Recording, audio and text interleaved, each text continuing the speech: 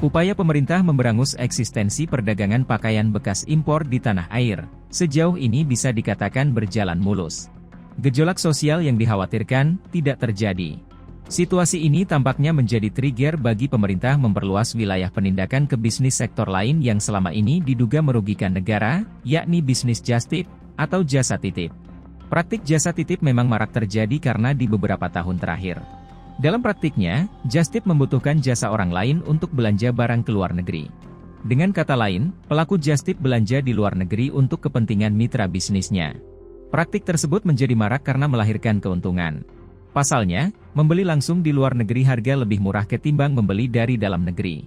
Dalam hal ini kedua belah pihak diuntungkan karena just tip memperoleh biaya jasa sebesar 10-15% dari total nominal belanja.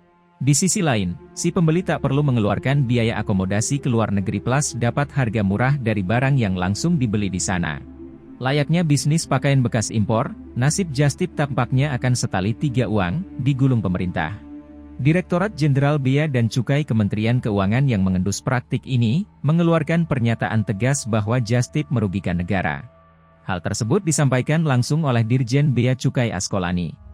Askolani menyebut sesuai aturan bea cukai, jenis barang yang diperbolehkan dibawa dari luar negeri adalah barang keperluan pribadi. Karenanya, barang just tip seharusnya dikenai pajak pertambahan nilai, PPN, sebanyak 10%, bea masuk 10N pajak PPh 2%. Askolani menegaskan pihaknya akan memperkuat pengawasan. Ia mengakui bahwa barang yang masuk ke Indonesia lewat just tip kerap lolos dari pajak, sehingga menjadi lebih murah. Hal tersebut dipandang tidaklah adil bagi para pelaku usaha lain yang memasukkan barang secara legal. Ia pun menilai seharusnya bisnis just tip dikenai pajak agar tidak merugikan negara.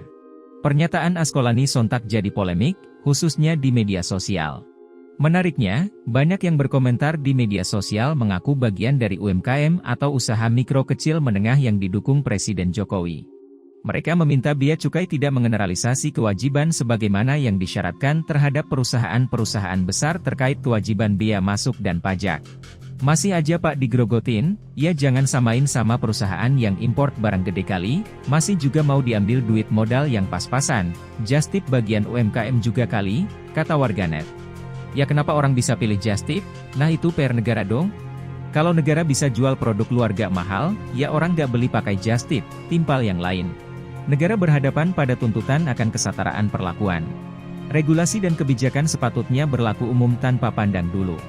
Namun di sisi lain negara juga tak dapat menolak penilaian publik ketika dipandang sebagai objek yang risih terhadap kenyamanan masyarakat.